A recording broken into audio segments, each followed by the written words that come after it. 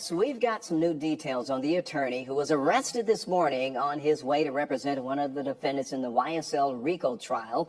And tonight we spoke with a law partner of Anastasios Manettas, who says that his colleague was detained just before he entered the courtroom.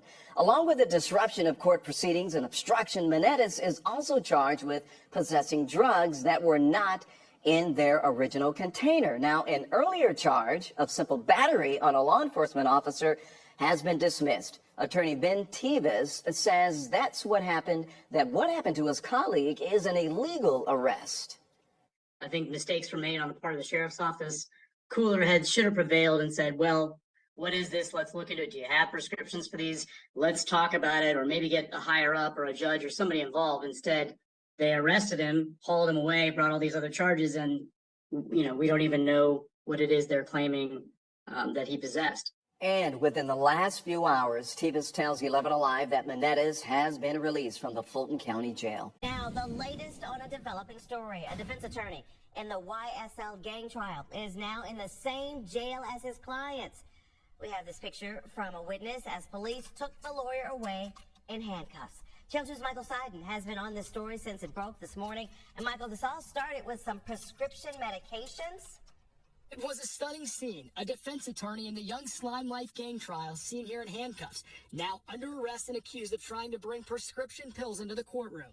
Anastasios Manettas seen here with his client Miles Farley, who's one of more than a dozen defendants charged in the sweeping gang case against hip-hop superstar Young Thug and his alleged associates, is also facing additional charges, including simple battery on a law enforcement officer, after investigators say he threw his cell phone at a captain.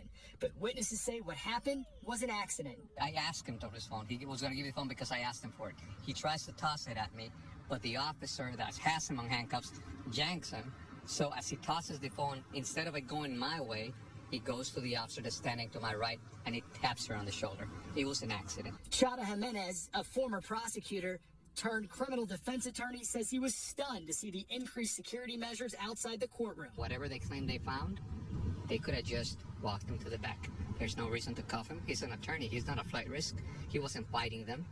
But they wanted to make a spectacle out of it and teach us a lesson. Us attorneys, we better fall in line and listen to whatever they tell us to do. After the arrest, Judge Ural Glanville took the bench, announcing that without his attorney, Miles Farley would now be tried separately. Now, Manetta's arrest happened while he was waiting for Judge Glanville to rule on his motion for his client to get bond. Now, this case has been severed. It's unclear what will happen next. We have more details on it right now. It's been 3 months since jury selection started. Not a single juror has been seated. We've seen several fights, even an alleged drug deal in the middle of the courtroom.